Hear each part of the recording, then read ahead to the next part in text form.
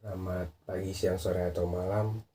Di sini saya akan mempresentasikan tentang hukum tentang orang dengan saya sendiri, Farel Farandi, dengan NPM 221000193. Pengertian dari hukum orang sendiri adalah bidang hukum yang berkaitan dengan hubungan hukum yang terkait dengan individu sebagai subjek hukum. Hukum tentang orang ini mencakup hak-hak dan kewajiban individu, serta aturan yang mengatur perlindungan hak-hak pribadi dan sosial mereka. Hukum tentang orang mencakup berbagai aspek dalam kehidupan individu, termasuk hak asasi manusia, status hukum, keluarga, dan kewarganegaraan. Hukum perorangan meliputi kecakapan. Nah, di kecakapan ada kewenangan menurut hukum, perwakilan, dan kuratel. Yang kedua ada nama, yang ketiga ada domisili. Di domisili sendiri terdapat pengertian domisili, macam-macam domisili, arti penting domisili. Yang keempat ada keadaan tidak hadir, serta yang terakhir ada catatan sipil. Cakap hukum dan wewenang hukum. Cakap sama dengan cakap atau sanggup melakukan sesuatu, atau sudah mampu, atau dapat, atau mempunyai kemampuan dan kepandaian untuk mengerjakan sesuatu. Faktor-faktor yang mempengaruhi kecakapan adalah psikologi dan fisiologis. Kedewasaan seseorang merupakan tolak ukur dalam menentukan apakah seseorang tersebut dapat atau belum dapat dikatakan cakap bertindak melakukan suatu perbuatan hukum.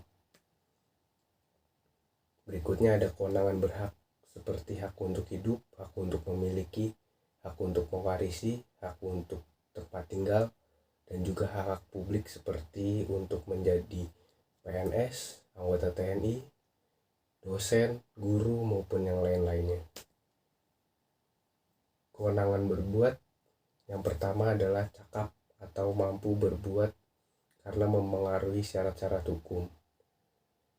Kecakapan, kemampuan berbuat berdasarkan hukum.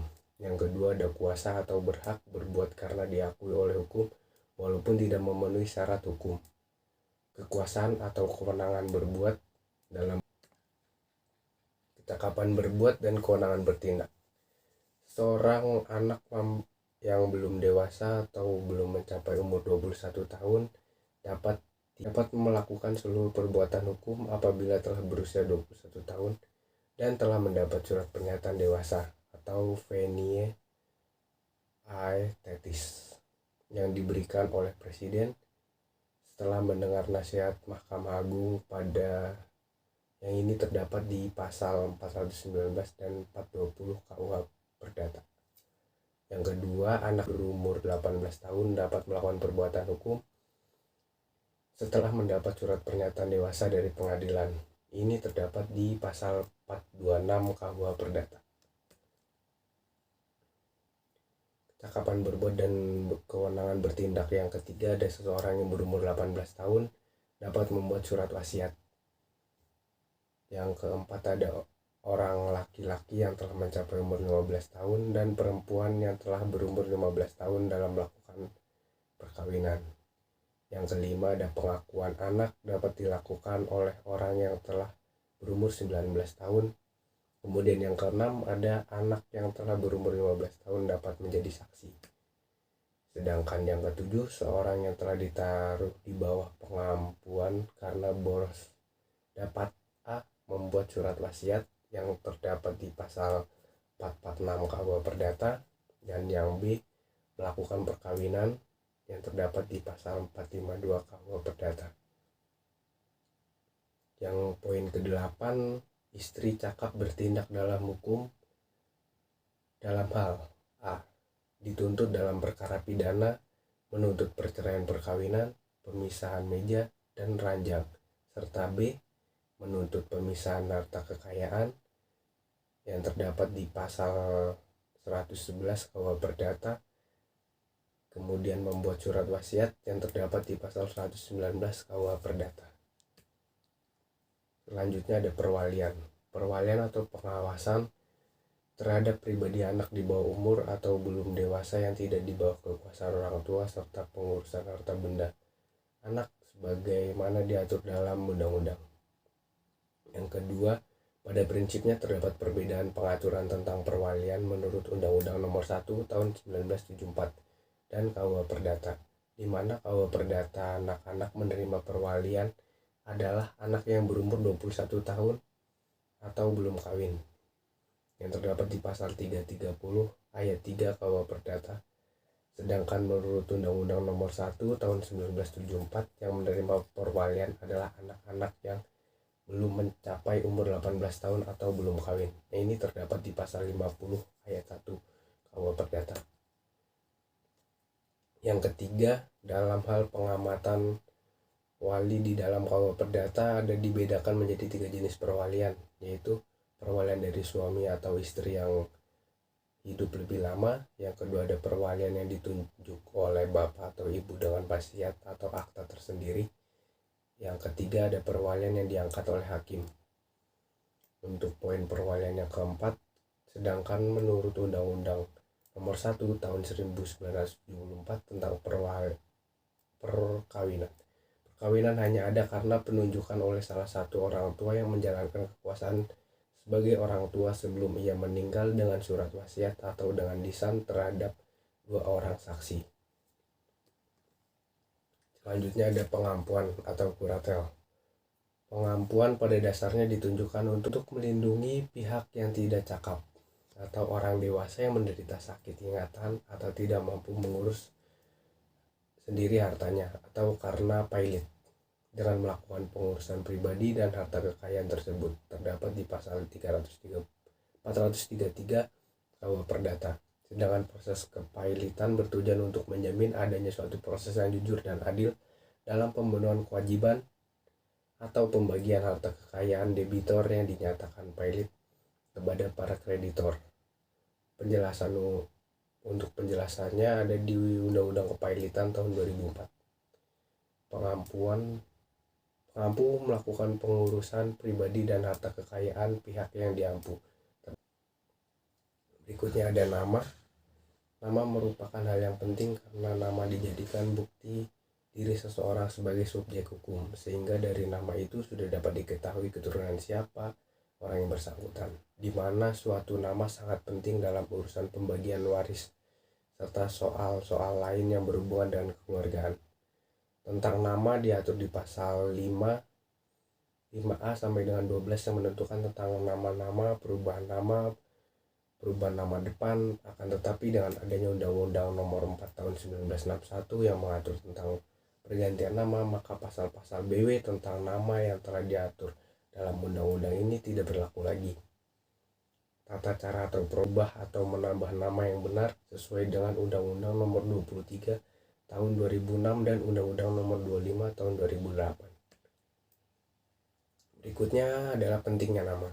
Terdapat di Undang-Undang Nomor 4 Tahun 1961. Untuk poin yang pertama, untuk menentukan garis keturunan atau penentu pembagian harta waris. Yang kedua, identitas diri sebagai subjek hukum. Yang ketiga, untuk menentukan hak dan kewajiban seseorang. Berikutnya ada domisili. Domisili mempunyai arti yang sangat penting dalam menentukan tempat tinggal seseorang.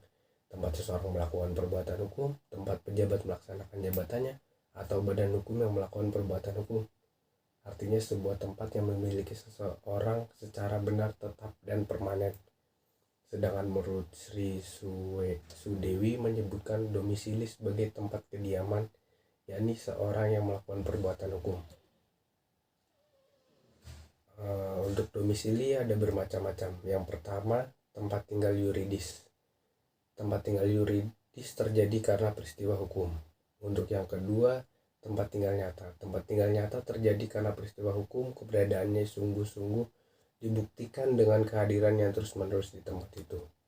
Yang ketiga ada tempat tinggal pilihan. Tempat tinggal pilihan terjadi karena peristiwa hukum atau adanya perjanjian karena dipilih oleh pihak yang membuat perjanjian itu. Sedangkan poin yang keempat, tempat tinggal ikut orang lain. Tempat tinggal ikut orang lain ditentukan oleh peristiwa hukum yang timbul karena undang-undang menghendaki demikian.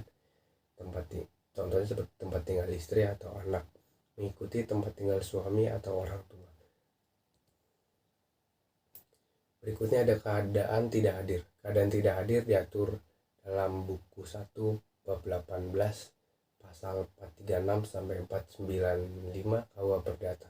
Keadaan tidak hadir adalah suatu keadaan tidak adanya seseorang di tempat kediamannya karena kepergian atau meninggalkan tempat kediamannya, baik dengan izin maupun tanpa izin, yang diketahui di mana tempat dan tidak diketahui di mana tempat dia berada. Tahap atau fase penyelesaian keadaan tidak hadir adalah yang pertama, tahap pengambilan tindakan sementara, yang kedua, masa adanya kemungkinan sudah meninggal, yang ketiga, masa pewarisan definitif.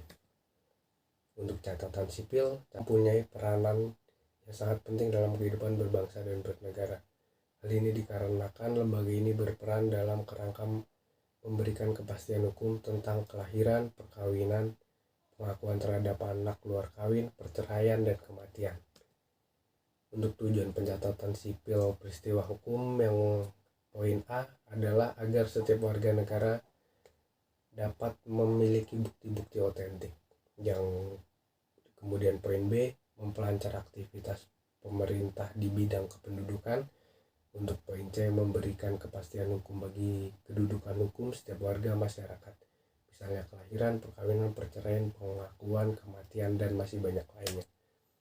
Fungsi pencatatan sipil adalah untuk memperoleh kepastian hukum tentang status perdata seseorang yang mengalami peristiwa hukum. Kepastian hukum sangat penting dalam setiap perbuatan hukum. Apakah ada hak dan kewajiban hukum yang sah antara pihak yang berhubungan hukum tersebut? Kepastian hukum mengenai kelahiran menentukan status perdata seseorang apakah sudah dewasa atau belum. Kepastian hukum mengenai perceraian menentukan status perdata seseorang untuk bebas dari pasangan hidupnya.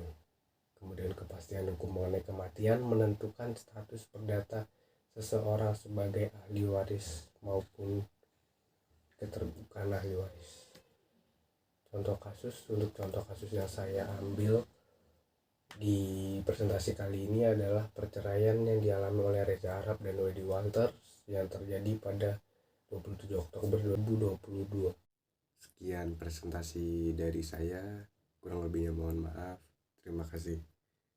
See you guys.